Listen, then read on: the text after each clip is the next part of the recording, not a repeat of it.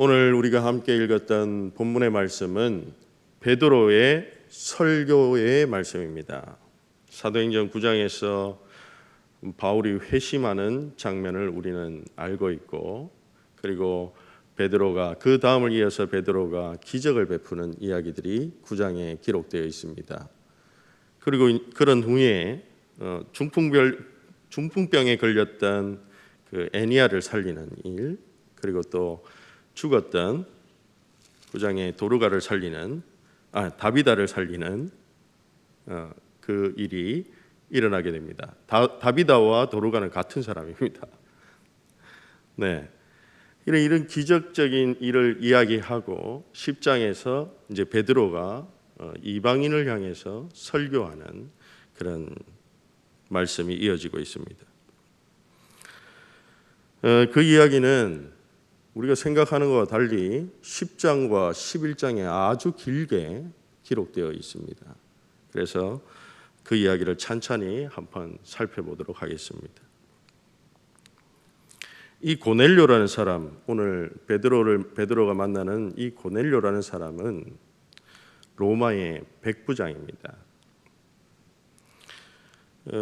로마는 아주 강력한 군사력을 가지고 그들이 그 군사력을 통해서 식민지를 정복하고, 그리고 그 경제력을 가지고 나라를 세웠던 그런 민족입니다.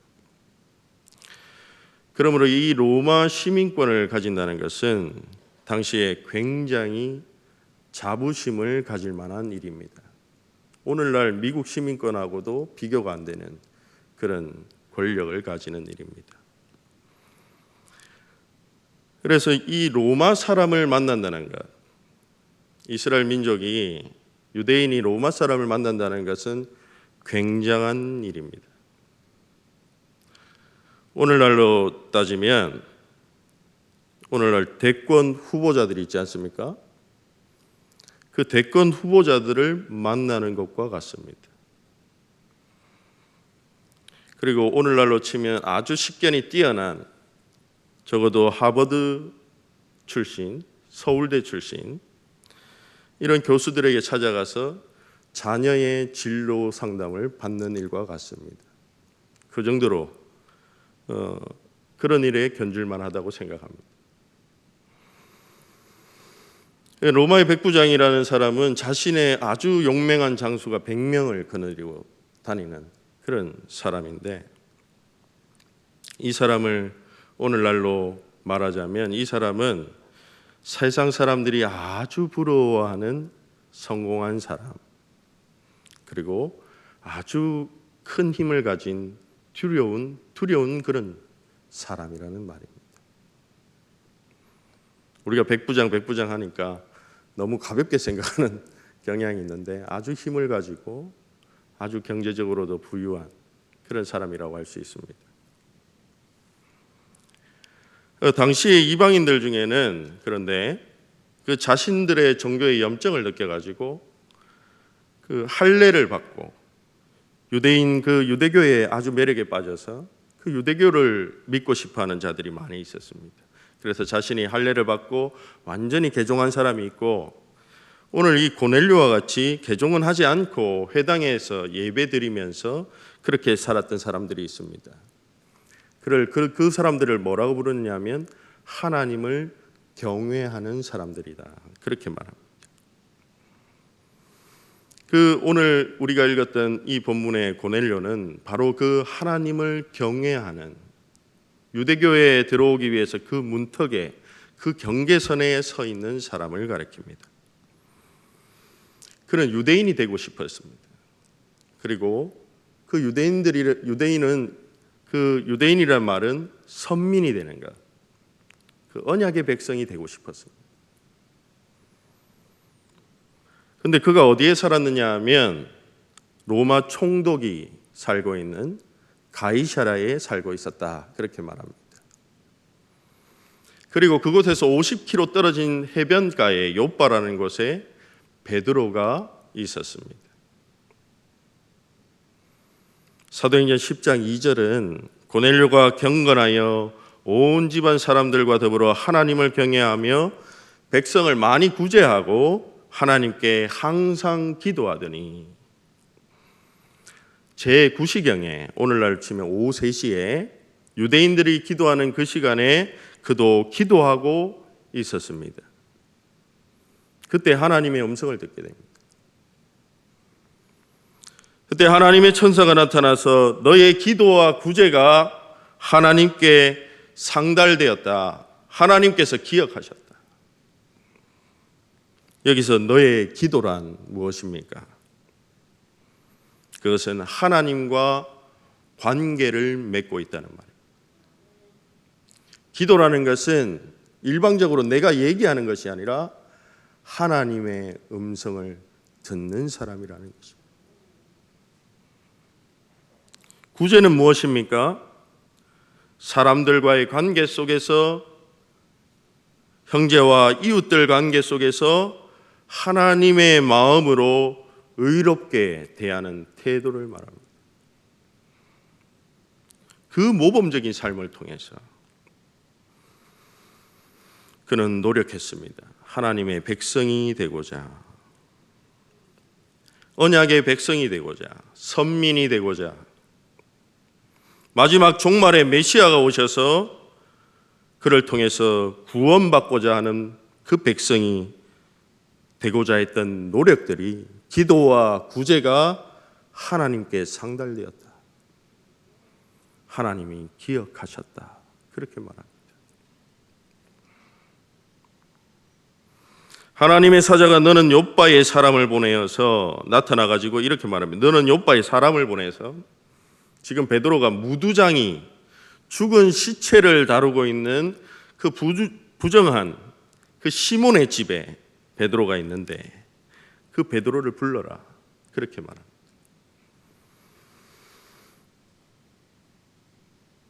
그는 삶의 목표가 유대인이 되는 것이었습니다. 그것을 기억하고 하나님이 지금 어떻게 일하고 계신지를 말씀하고 있습니다. 이어서 10장 9절을 보시면 화면이 확 바뀝니다. 화면이 전환됩니다. 그리고 하루가 지나서 똑같이 베드로가 기도하러 올라가는 장면이 있습니다. 그 시간은 6시, 유대인의 시간으로 6시였고 오늘날로 말하면 정오였습니다. 12시였습니다. 이 점심때가 되니까 베드로가 배가 고팠을 거 아닙니까? 아주 시장한 때였습니다. 그때 사람들이 음식을 준비하는 동안에 베드로는 하늘로부터 4개의 보자기를 메어서 그 그릇이 내려오는 환상을 보게 됩니다.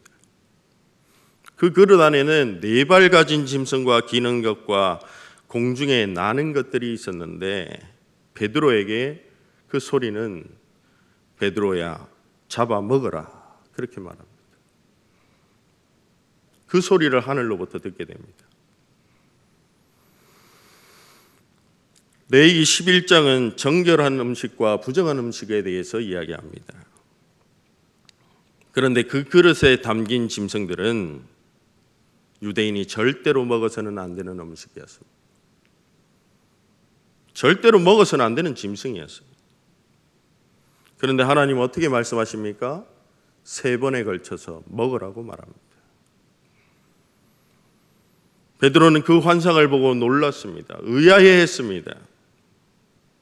그때 마침 고넬료가 보낸 사람들이 그 시간에 의아해하는 그 순간에 베드로의 이름을 부릅니다. 성령님은 그때 베드로에게 이렇게 말합니다. 2 사람이 너를 찾으니 너는 그 사람을 따라 의심하지 말고 함께 가라. 그렇게 말합니다. 베드로는 자기를 찾아온 사람들을 불러들여서 그 무두장인 시몬의 집에서 함께 유숙합니다. 우리는 이 사건을 통해서 이방인과 함께 유숙하고 부정한 집에서 잠을 자는 이 베드로를 통해서 하나님의 구원 계획과 그 하나님의 섭리가 어디까지 흘러갈 것인가를 볼 수 있는 것입니다. 이튿날 베드로는 자신을 청한 사람을 따라서 가이사라로 갔습니다. 그들을 따라갔더니 그곳에는 고넬료의 가족들과 친구들이 모여 있었습니다. 그들 모두는 이방인들이었습니다. 28절에서 베드로는 그들에게 말합니다. 오늘 10장 28절에서 유대인으로서 이방인과 교제하며 가까이 하는 것이 위법인 줄 알거니와, 이것은 분명히 위법이라는 것을 말합니다. 그런데 베드로가 어떻게 말합니까? 10장 15절 말씀을 인용하고 있습니다. 하나님께서 내게 지시하사, 하나님께서 두 번째 환상에서 하나님께서 깨끗하게 하신 것을 내가 속되다 하지 말라. 아무도 속되다고 말씀하지 않으셨기 때문에 내가 그 부름을 사양하지 않고 여기에 왔다고 말합니다. 내 힘으로 온 것이 아니라는 것입니다. 하나님이 말씀하셨기 때문에 순종한 것입니다. 고넬료는 자신이 기도하는데 한 사람이 빛난 옷을 입고 하나님이 너의 기조와 구제를 기억하였으니 너는 베드로를 불러오라고 하셔서 이제 주님이 당신을 통해서 명하신 모든 것을 듣고자 하나님 앞에 모여 있습니다. 베드로가 왜 나를 불렀느냐 물으니까 고넬료가 이렇게 대답하는 겁니다. 하나님이 나의 구제와 기도를 기억하셨다. 그래서 내가 당신을 통해서 하나님이 전하시는 말씀을 듣기 위해 온 가족이 여기에 모여 있습니다. 그렇게 말하고 있습니다. 이 모든 일이 하나님이 하신 일이라는 것입니다. 그러자 베드로는 그들에게 내가 참으로 하나님은 사람의 외모를 보지 아니하시고 하나님은 혈통을 보지 않는 분이고 각 나라 중에 하나님을 경외하며 의를 행하는 사람, 하나님께 뜻을 묻고 그분을 두려워하는 경외하는 삶을 사는, 그리고 이웃들에게 의를 행하는 그 사람을 반드시 용납하시고 구원하시는 분이라고 말씀을 시작합니다. 그 말씀이 오늘 34절의 말씀. 베드로는 처음부터 알았던 것이 아닙니다. 베드로는 말씀을 전하면서 환상 속에서 음식을 먹으라는 하나님의 말씀 그제서야 깨닫게 된 것입니다. 그리고 이어서 설교합니다. 36절 말씀.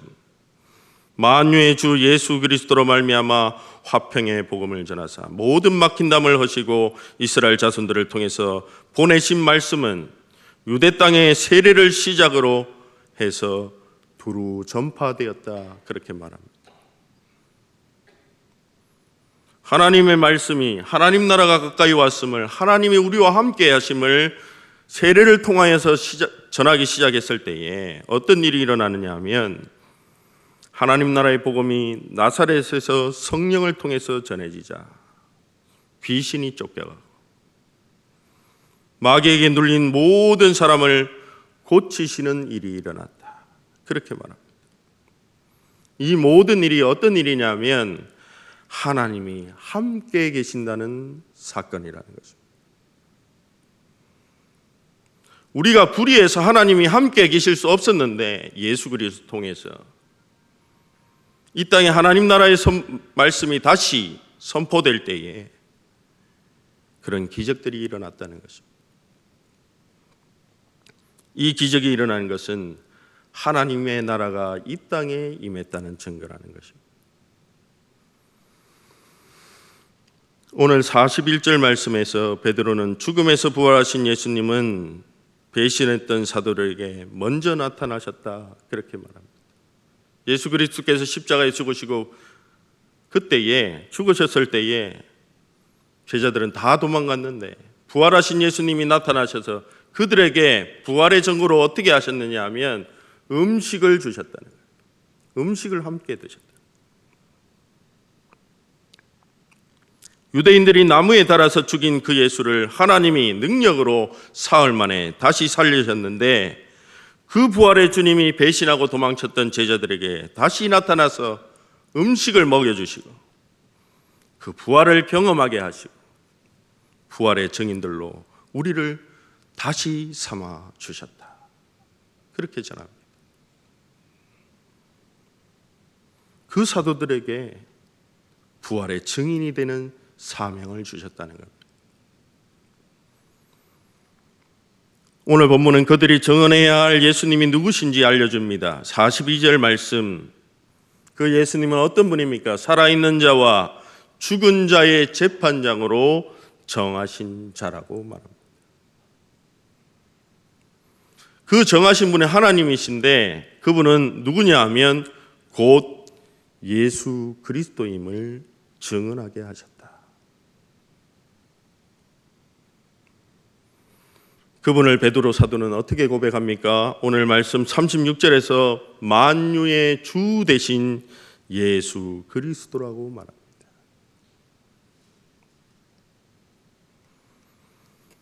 그가 전한 복음은 어떤 복음입니까? 그 복음은 화평의 복음이라고 말하고 있습니다. 유대인들은 선택받은 백성이라는 그 자부심으로 메시아를 기다렸습니다. 그 메시아는 그 유대인들의 기대에 충족하지 못했습니다. 그래서 그들은 그 예수를 죽였습니다. 그런데 그들이 죽인 예수 그리스도를 하나님께서 다시 살리심으로 바로 그가 종말의 심판대 앞에서 우리를 의롭다 여겨주시는, 우리를 죄 없다고 해주시는 그 살아있는 자와 죽은 자의 재판장이, 우리의 변호인이 되어주시겠다. 그 메시아 되심을 증언하라는 것입니다.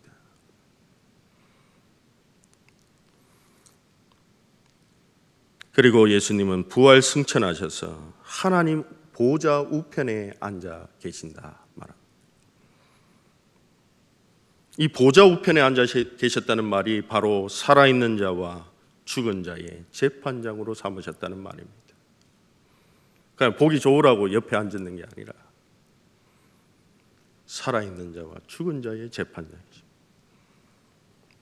종말의 심판대 앞에서 그분을 메시아로 믿는 우리에게 흠없다고 의롭다고 여겨주시는 그 메시아가 그 기름 부음 받은 자라는 그 단어의 그 의미가 아니라 메시아라는 말은 종말의 구원자라는 말입니다. 우리를 의롭다 여겨주실 분이다.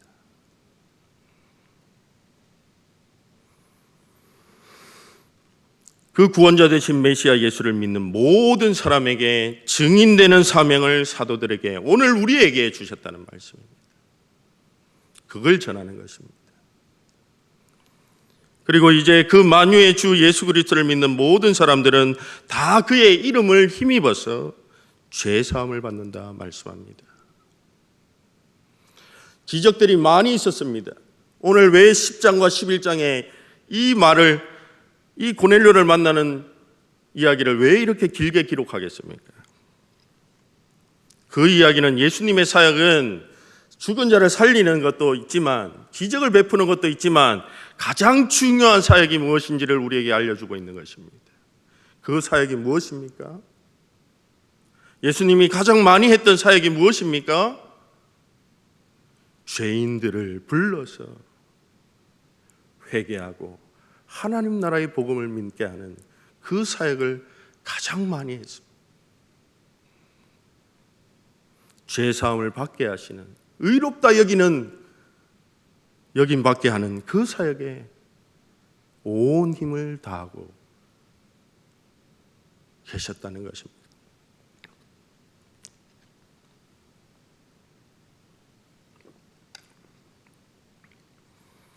의롭게 된다는 말, 죄 사함 받는다는 말은 하나님의 언약의 백성이 다시 된다는 것입니다. 하나님이 창조하셨을 때 우리에게 언약을 주셨는데 우리가 불의해서 거기에서 떨어졌습니다. 근데 그 일을 예수 그리스도를 통해서 다시 회복하셨다.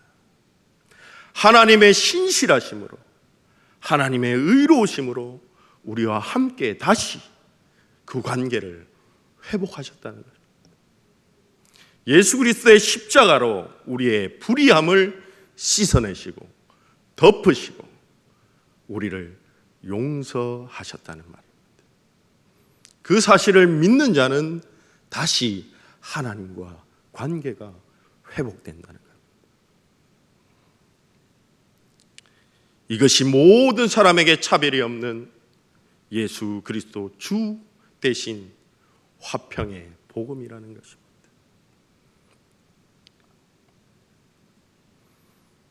이사야 선지자는 이렇게 말합니다. 그 복음을 전하는 자들을 향해서 이사야서 52장 7절 말씀에 좋은 소식을 전하며 평화를 공표하며 복된 좋은 소식을 가져오며 구원을 공표하며 시온을 향하여 이르기를 내 하나님이 통치하신다. 내 하나님이 왕이시다.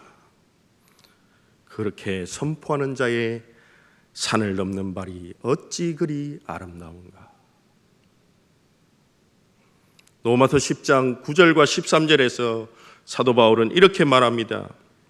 내가 만일 내 입으로 예수를 주로 시인하여 또 하나님께서 그를 죽은 자 가운데서 살리신 것을 내 마음에 믿으면 구원을 받으리라. 이 복음은 유대인이나 헬라인이나 차별이 없습니다.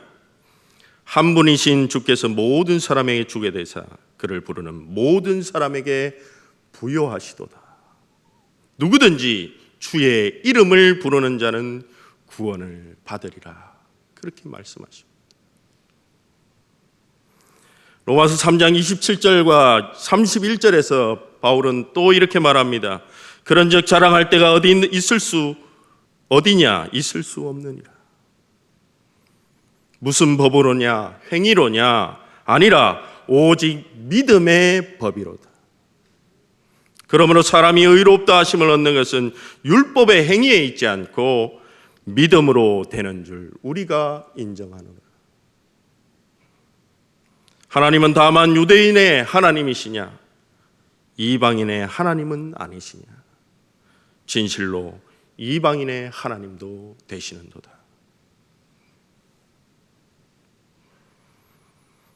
베드로가 이 복음의 말씀을 전할 때에 어떤 일이 일어났습니까? 성령이 말씀을 듣는 모든 사람에게 충만하게 임하게 됩니다. 그들이 방언을 말하며 하나님을 높이고 찬양합니다. 그리고 그곳에서 세례를 베풀었습니다. 유대인들은 그때까지만 해도 세례를 받아야지만 성령 충만함을 받는 줄 알았습니다. 그것이 아니었습니다. 순서가 뒤바뀌어 있습니다. 고넬료의 가정 구원의 사건은 유대인만이 아니라 선민들만이 아니라 선민들만 구원받는다는 그 생각을 뒤집고 초대교회 성도들의 생각까지도 모두 뛰어넘는 성령님이 주도하시는 그런 사건이에요. 오늘 이 복음의 말씀, 구원의 말씀 듣는 우리 모두에게 하나님의 성령이 임하시게 되기를 원합니다. 유대인만이 구원받는다는 그 선민 사상은 오래도록 굳어있는 사상이었습니다.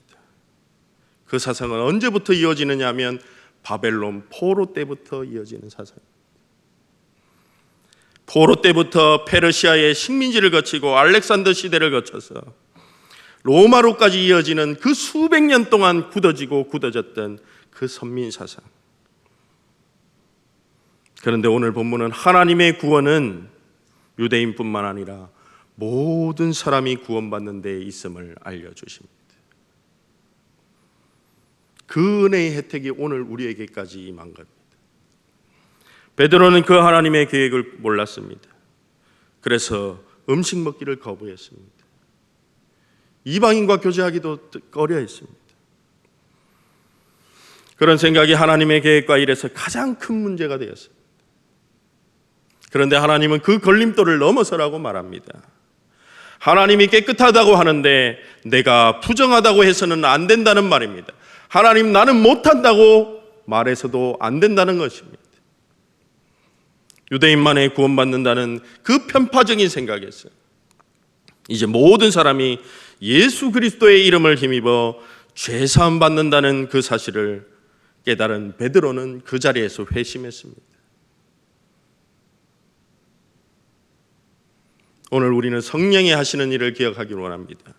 우리는 전도하는 일에서, 복음을 전하는 일에 있어서 어떠한 우월감에 사로잡혀서도 안 됩니다. 믿지 않는 자들을 향해서 불쌍한 사람이라는 생각들도 버려야 합니다.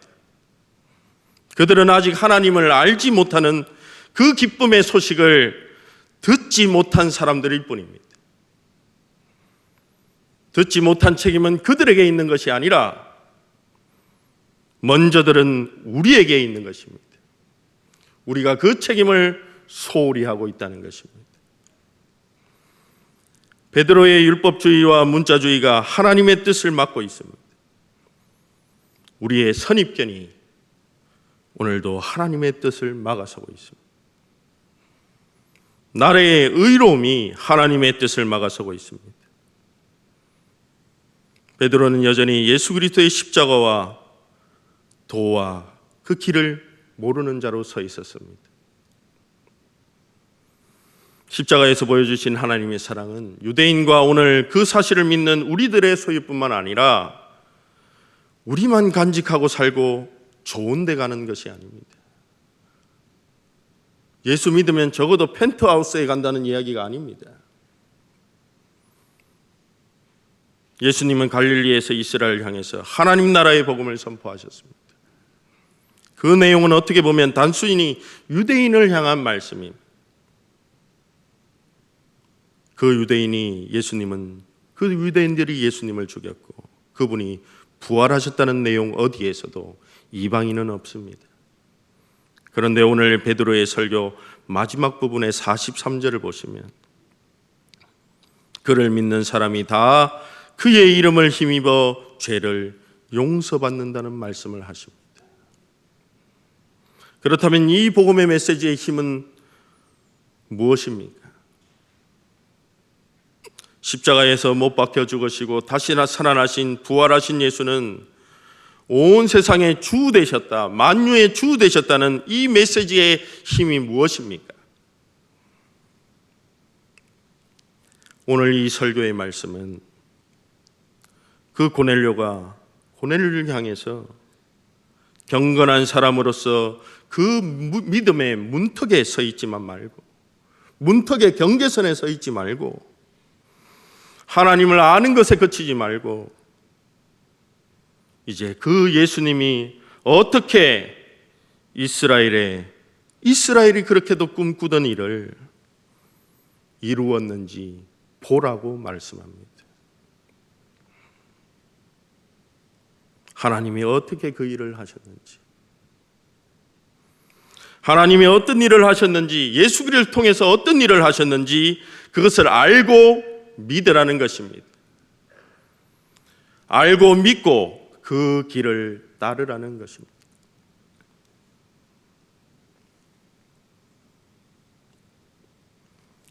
우리는 복음을 어떻게 전하고 있습니까? 복음 전하라고 하면 교회를 자랑합니다.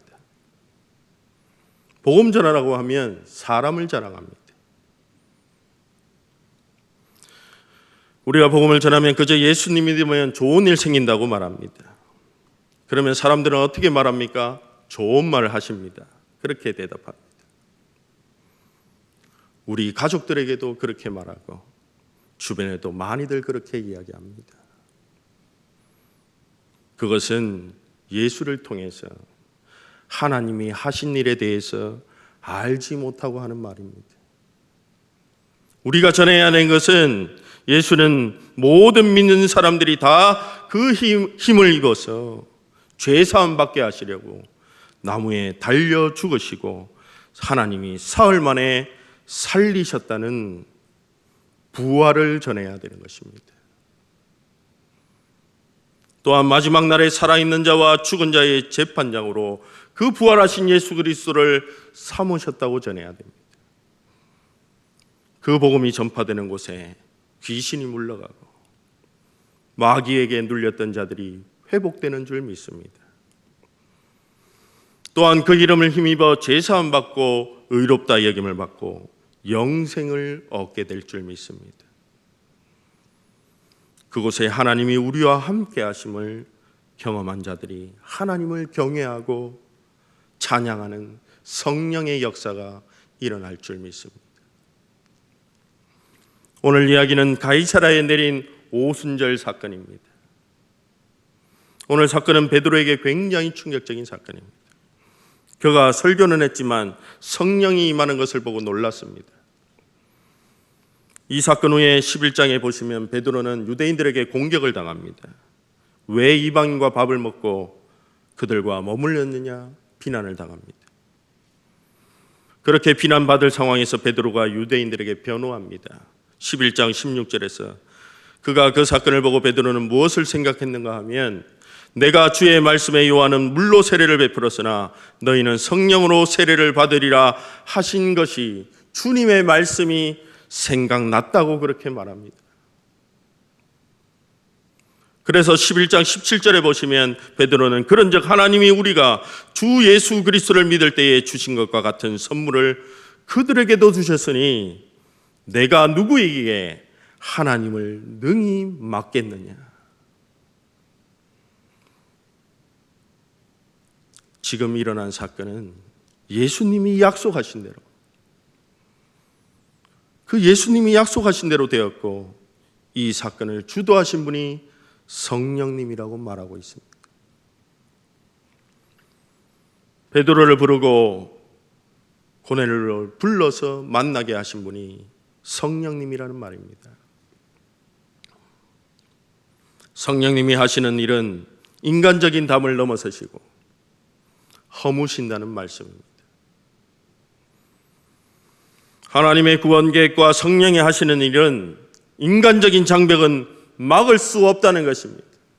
사도행전의 역사를 보시면 유라굴로 광풍이 막으려고 했지만 그 성령의 역사는 로마까지 이르는 것을 우리는 발견하게 됩니다. 세상 어떤 것도 하나님의 복음을 막을 수 있는 것은 없습니다. 그 복음은 하나님께서 우리 이 땅을 사랑하셔서 한국 땅을 사랑하셔서 택하신 그 복음입니다. 복음이 처음 이 땅에 들어왔을 때에 복음은 너무나 보잘것없는 것이었습니다. 그래서 사람들은 어떻게 생각했느냐 하면 이내 사라질 것이다 그렇게 믿었습니다. 오랜 유교 문화는 쉽게 무너질 것이 아니었습니다. 집안 어르신들의 말과 제사는 너무나도 높은 벽이었습니다. 그런데 성령이 일하시니 어떻게 됩니까? 그 가정의 맏며느리를 통해서 막내딸을 통해서 장손을 통해서 그 가정의 하나의 미랄이 되게 하시고 성령을 부어주심으로 연약한 그들을 통해서 힘없는 그들을 통해서 이 땅에 이 가정에 복음화가 이루어졌습니다. 이곳에 하나님의 나라가 임했습니다. 바울은 성령이 아니고서는 고린도전서 12장 1절에서 3절 말씀에 바울은 성령이 아니고서는 우리가 예수를 주로 고백할 수 없다고 말합니다. 그것이 성령 충만한 증거입니다. 우리 모두는 예수를 주로 고백하는 자들입니다. 우리는 성령 충만한 자들입니다. 그렇다면 성령이 우리를 부르신 목적이 바로 여기에 있는 것입니다. 우리 또한 믿음의 선배들처럼 우리 가정에 믿음의 가장으로 믿음의 조상으로 하나님께서 우리를 부르셨다는 것입니다. 오늘 고넬료처럼 주님은 우리를 우리 가정의 믿음의 조상으로 믿음의 가장으로 믿음의 어버이로 믿음의 자녀들로 부르셨습니다.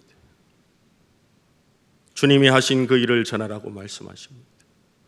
그 이름을 힘입어 죄사함을 받게 하시는 만유의 주 되신 예수 그리스도를 전하라고 말씀합니다. 그 화평의 복음으로 오랫동안 넘지 못했던 가정의 복음화에 그 모든 문턱을 넘어서라고 말합니다. 성령이 도우실 때에 그 일은 막을 수 없다는 것입니다.